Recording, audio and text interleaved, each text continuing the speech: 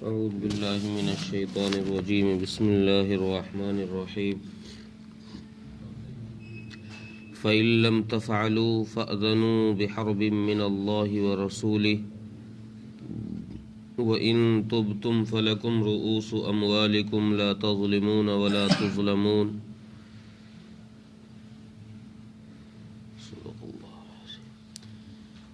پچھلی آیت میں جو سود کے چھوڑنے کے لیے اللہ تبارک و تعالی نے کہا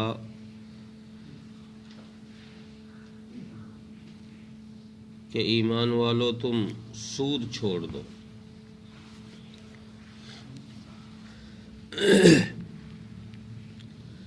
تو اس آیت میں فرما رہے ہیں کہ اگر تم نے توبہ نہ کی اور سود نہ چھوڑا، اگر تم نے توبہ نہیں کی اور سود نہیں چھوڑا تو پھر اللہ اور اس کے رسول سے اعلان جنگ ہے،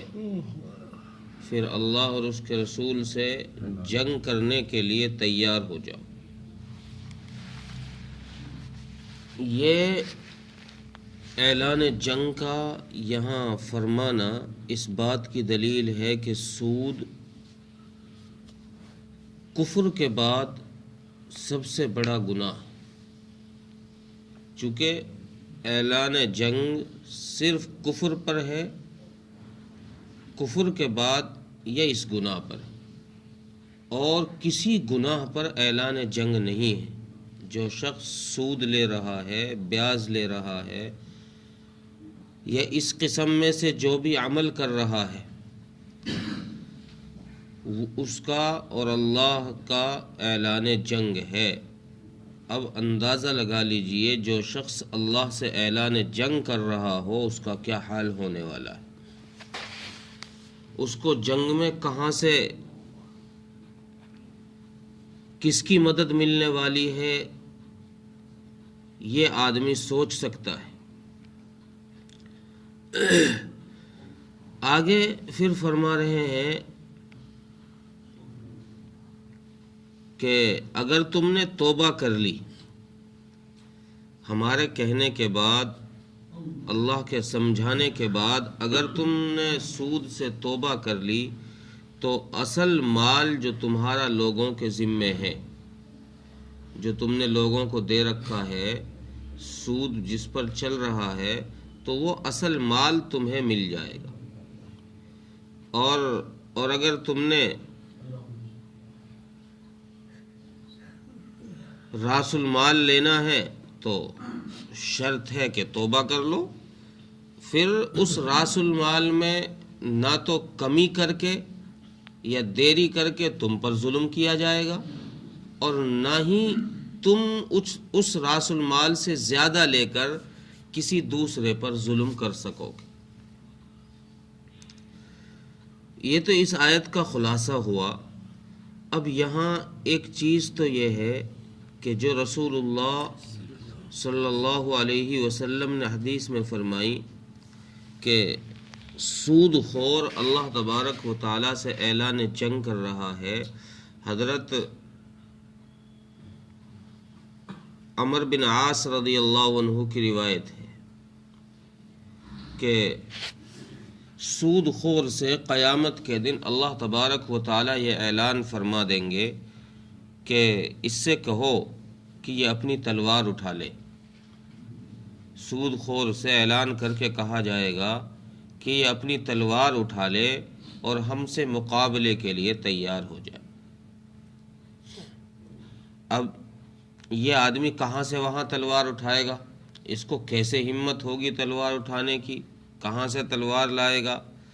تو گویا کہ اللہ تبارک و تعالیٰ کا یہ ناراضگی کا اظہار ہوگا کہ اس سے کہا جائے گا کہ اب تم تلوار اٹھاؤ. گویا کہ اللہ تبارک و تعالیٰ اس سے ناراض ہے. اسی طریقے سے ایک حدیث میں ہے کہ جس قوم میں سود، ربا عام ہو جائے، کھلم کھلا اس میں یہ کام کیا جا رہا ہو، تو اللہ تبارک و تعالیٰ اس قوم پر قحط کا عذاب نازل فرماتے ہیں. اس قوم میں قحط نازل ہونا شروع ہو جاتا ہے. اور جس قوم میں رشوت کھلم کھلا ہو جائے، رشوت کا چلن ہر معاملے میں، رشوت چھوٹا معاملہ ہو چاہے بڑا معاملہ ہو، ہر معاملے میں جب رشوت ہو جائے گی تو اس قوم پر دشمن کا خوف کا عذاب طاری کر دیا جائے گا، کہ ان کے دل کے اندر دشمن کا، سامنے والے کا خوف ڈال دیا جائے گا کہ یار یہ تم پر حملہ نہ کرتے، ان سے دب کے رہنا پڑے گا، نیچے رہ کر ان کے سامنے جھک کر جینا پڑے گا۔ اور رسول اللہ صلی اللہ علیہ وسلم سے اعلان جنگ کے متعلق مفسرین نے لکھا ہے کہ رسول اللہ سے جنگ کا مطلب یہ ہے کہ تلوار سے جنگ ہوگی، اور اللہ سے اعلان جنگ کا مطلب یہ ہے کہ یہ آدمی اپنا ٹھکانہ دوزخ میں بنائے گا، دوزخ سے یہ جنگ کر رہا ہے۔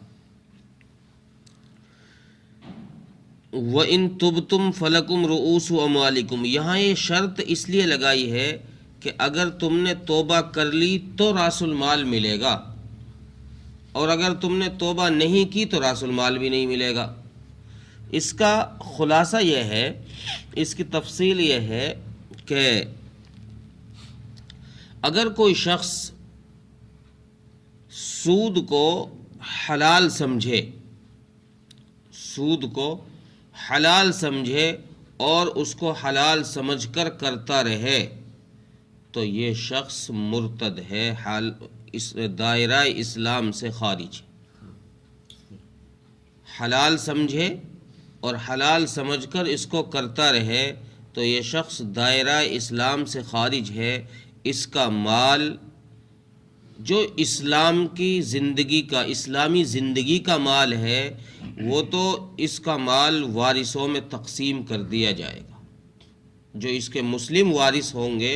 ان میں اس مال کو بانٹ دیا جائے گا، اور جو حالت کفر کے زمانے کا مال ہے اس مال کو حکومت ضبط کر کے اپنے خزانے میں مال غنیمت سمجھ کر اس کو جمع کر دے گی۔ کفر کے زمانے کا مال تو مال غنیمت سمجھ کر بیت المال میں جمع کر لیا جائے گا، اور جو اسلامی زندگی کا مال ہے اس مال کو وارثوں میں تقسیم کر دیا جائے گا۔ اور اگر اس شخص نے سود کو حلال تو نہیں جانا، حلال تو نہیں جانا، سمجھ تو یہ رہا ہے کہ بھئی یہ حرام ہی ہے، یہ فعل جو میں کر رہا ہوں یہ حرام ہے،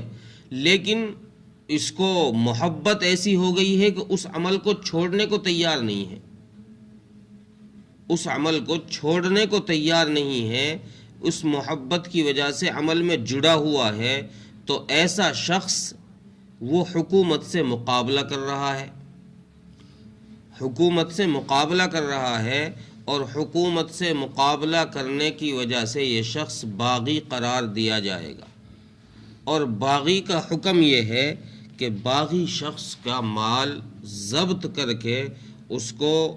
امانت کے طور پر بیت المال میں داخل کر دیا جائے گا، کہ جب تک یہ شخص توبہ نہ کر لے، جب تک یہ شخص توبہ نہ کر لے اس وقت تک اس کا مال اسے واپس نہیں کیا جائے گا۔ ہاں اگر یہ توبہ کر لیتا ہے، اگر یہ شخص توبہ کر لیتا ہے کہ بھئی آئندہ میں نہیں لوں گا، آئندہ میں کام ہی نہیں کروں گا، اللہ سے معافی مانگ لیتا ہے، تو پھر اس کا مال اسے واپس لوٹا دیا جائے گا۔ اس لیے یہ شرط لگائی ان تبتم کی، کہ راس المال بھی اسی صورت میں ملنے والا ہے جس صورت میں کہ یہ توبہ کر لے۔ اگر توبہ نہیں کرتا تو پھر اصل مال جو لوگوں کو دے رکھا ہے، جس پر اس کا بیاج چل رہا ہے، سود چل رہا ہے، اس میں اس کو اصل مال بھی نہیں ملنے والا۔ اور پھر آخر میں فرمایا لا تظلمون ولا تظلمون، کہ اس راس المال میں، اس راس المال کی ادائیگی کے وقت میں نہ تو یہ دوسروں پر ظلم کر کے دوسروں سے زیادہ مال لے کر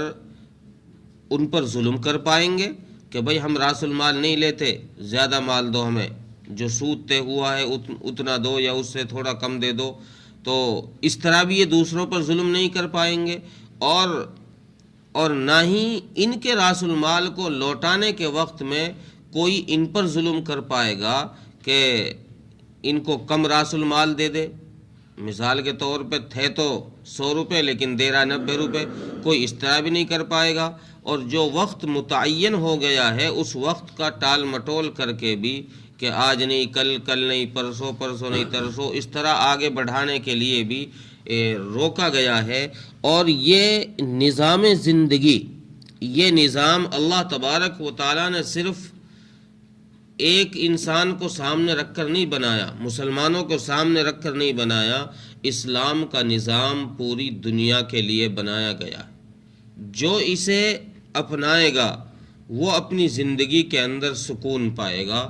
اور اس کی زندگی میں خیر اور برکات آئیں گی، اور جو اس نظام کو ٹھکرائے گا وہ ہمیشہ تباہی و بربادی کے دہانے پر ہی کھڑا رہے گا.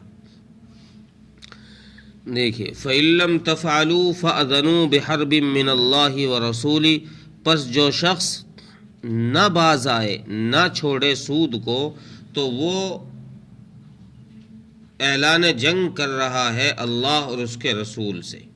وَإِن تُبْتُمْ فَلَكُمْ رُؤُوسُ أَمْوَالِكُمْ، اور اگر تم نے توبہ کر لی تو تمہارا راس المال تمہارے لیے ہے. لا تظلمون ولا تظلمون، نہ تم پر